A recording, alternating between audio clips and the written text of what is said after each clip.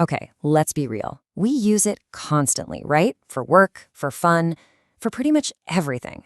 But have you ever actually stopped and wondered, how does the internet really work? Well, we're about to pull back the curtain on this incredible, totally invisible journey that happens every single time you go online. So let's dive in. I mean, really think about it for a second.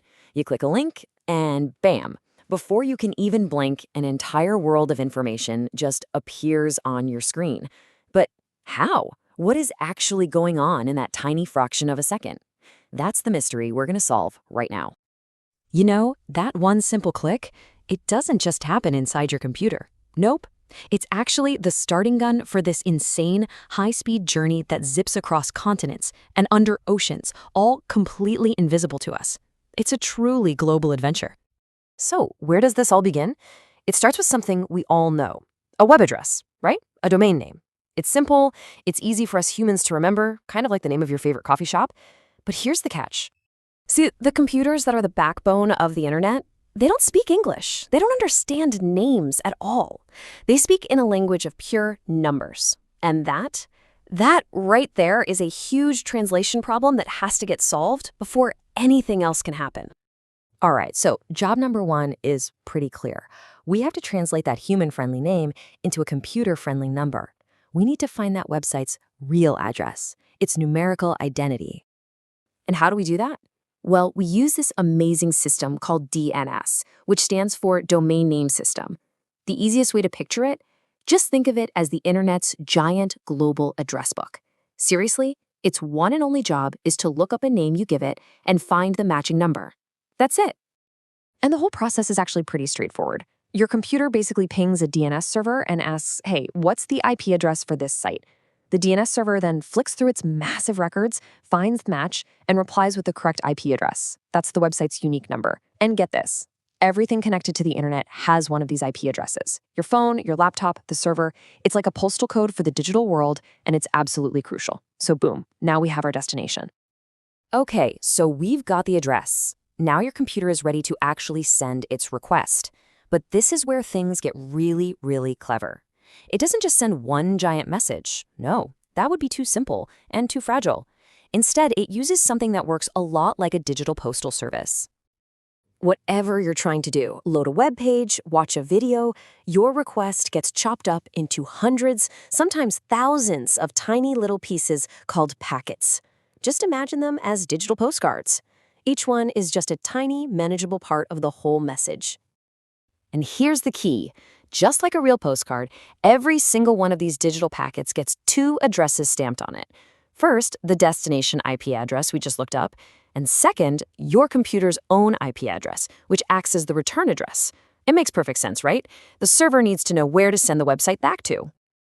So who's in charge of handling this blizzard of digital postcards? Well, there are two main players in this game. First, you've got the routers. Think of them as the traffic cops of the internet. They look at the address on each and every packet and shout, okay, you go this way, always directing it along the fastest, most efficient path. And then, at the end of the line, you have the servers. These are the destination libraries. They're the powerful computers that actually store all the website's files and are just waiting to serve them up when someone asks. And just how fast is all of this happening? You might want to sit down for this. 240 milliseconds. That is less than the time it takes you to blink. And that's the average time it takes for one of those little data packets to travel from New York all the way to Singapore and back. It's just mind-bogglingly fast. There's no other word for it.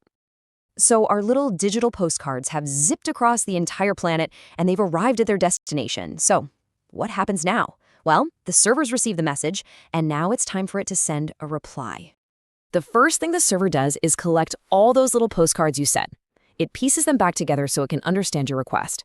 And then it does the exact same thing, but in reverse. It gathers up all the website's data, the text, the code, the images, chops all of that up into thousands of brand new packets, and sends them all flying back to your computer's IP address.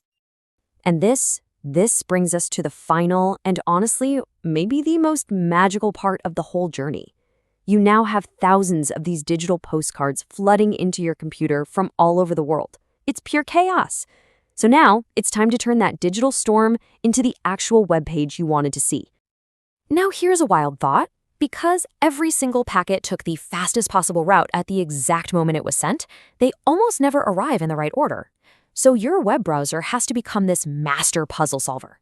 It patiently waits for all the pieces to show up, does a quick check to make sure nothing's missing, and then, in an instant, it reassembles them in the perfect sequence. And only then, voila, the complete web page appears on your screen.